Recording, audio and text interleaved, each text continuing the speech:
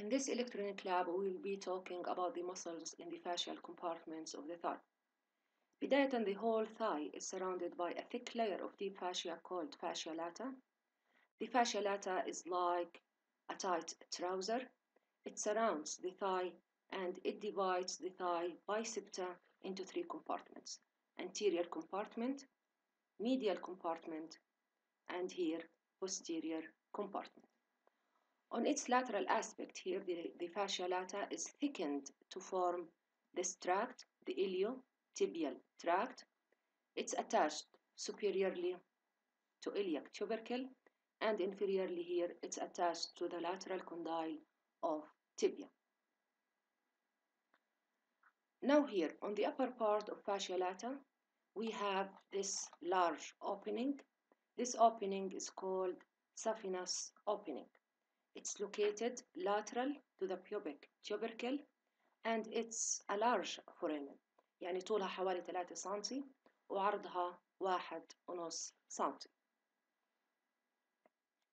In order to view the muscles of the thigh, we have to remove the fascia. Here the anterior compartment, medial compartment, and posterior compartment. For each compartment, we have a nerve supply: femoral nerve for anterior compartment, obturator nerve for the medial compartment, and sciatic nerve for the posterior compartment. The muscles of the anterior compartment of the thigh are 4 muscles: psoas major muscle, iliacus, sartorius, and quadriceps femoris muscle. Psoas major muscle originates from lumbar vertebrae and thoracic vertebra number 12.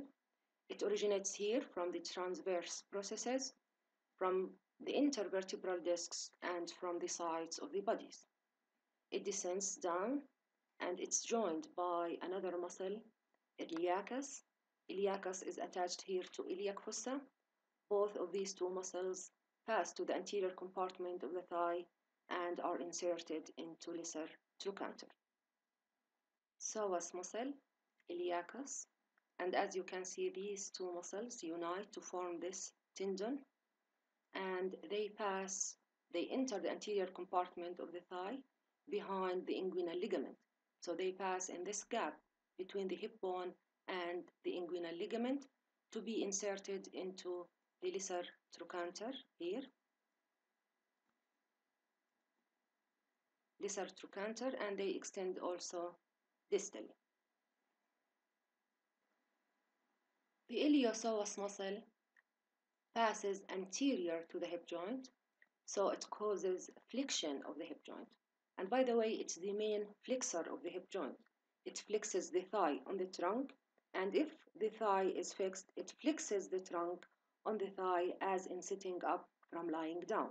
يعني زي لما تكون نايم وترفع الترنك to get up, تعمل flexion للترنك on the thigh. The femoral nerve is a branch from lumbar plexus. It runs here on the lateral border of psoas, and it runs in the groove between the psoas and iliacus. It enters the anterior compartment of the thigh by passing again behind the inguinal ligament. طبعا psoas is supplied directly by lumbar plexus because it's formed. The lumbar plexus is formed within the psoas major muscle. And here the iliacus is supplied by femoral nerve inside the pelvis before entering the anterior compartment of the thigh.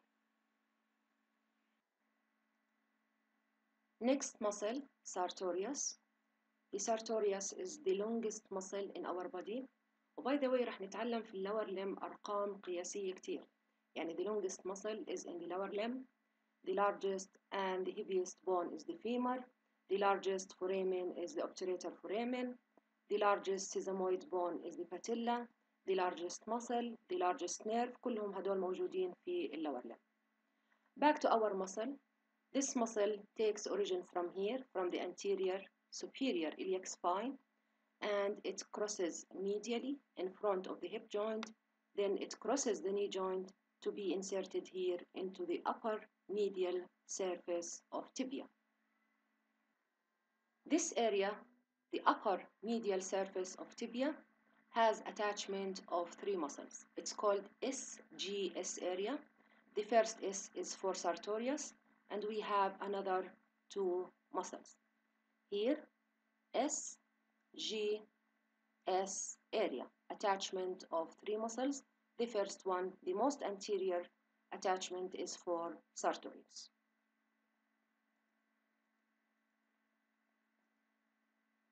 The action of sartorius. At the hip joint, it flexes, abducts, and lateral rotates the thigh. At the knee joint, it flexes and medially rotates the leg. This muscle helps rotate the leg to a crossed-legged position. To understand its action, let's see this animation. The surface anatomy of sartorius. It abducts and lateral rotates the thigh. It flexes and medially rotates the leg. وهي المصل اللي بنستخدمها لما نقعد على الأرض ونتربع. This is called sartorius position. ونفسها المصل اللي بنستخدمها لما ترفع رجلك عشان تحط رجل على رجل. Quadriceps femoris muscle. It has four parts.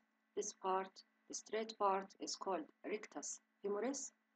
The medial part, vastus medialis. The lateral part, vastus lateralis. And in order to view the fourth part, we have to remove the rectus. Here, the fourth part in between the two vasti is vastus intermedius. The four parts of quadriceps unite to form this single tendon, the quadriceps tendon.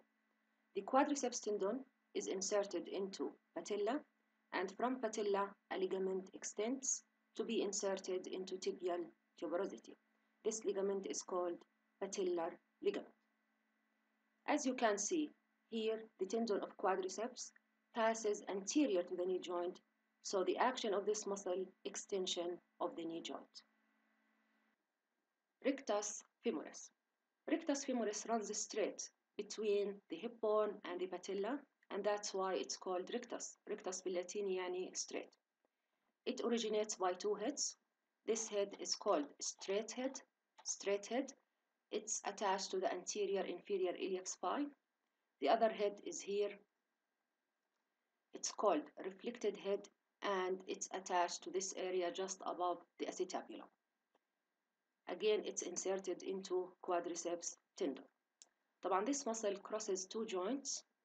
It crosses the hip joint and it crosses the knee joint. Here, it assists in the flexion. It crosses anterior to the hip joint, so it assists in the flexion of the hip joint. وتذكر إنه المين flexor of the hip joint is the iliopsoas muscle. Again, via quadriceps tendon, it extends the knee. It's called kicking muscle لأنك when you kick a ball, you flex the hip and you extend the knee. And it's the only part of the quadriceps femoris that acts on the hip joint. The three vasti take origin from the surface of the shaft of femur. Vastus intermedius takes origin from the anterior and the lateral surface of femur. Vastus lateralis takes origin from the intertrochanteric line, upper part or lateral part of intertrochanteric line. This area just below the greater trochanter, the base of greater trochanter, and here posteriorly from this area lateral to gluteal tuberosity, and from the linea aspera, the upper part of linea aspera, lateral lip. The vastus medialis takes origin from the medial or the lower part of intertrochanteric line, and from this area just below the lesser trochanter, on Vienna spiral line. It takes origin from the medial aspect of the spiral line, and from linea aspera, medial lip of linea aspera, and in fact it has a wide attachment, wide origin. It extends down here to be attached to the medial supracondylar ridge. طبعا هاي التفاصيل مش مطلوبة منا، يكفي انك تعرف انه كل الفاستاي are attached to the shaft of femur. the surface anatomy of quadriceps femoris muscle, and here is the action, extension of the knee. Also, the quadriceps femoris extends the knee in a step up.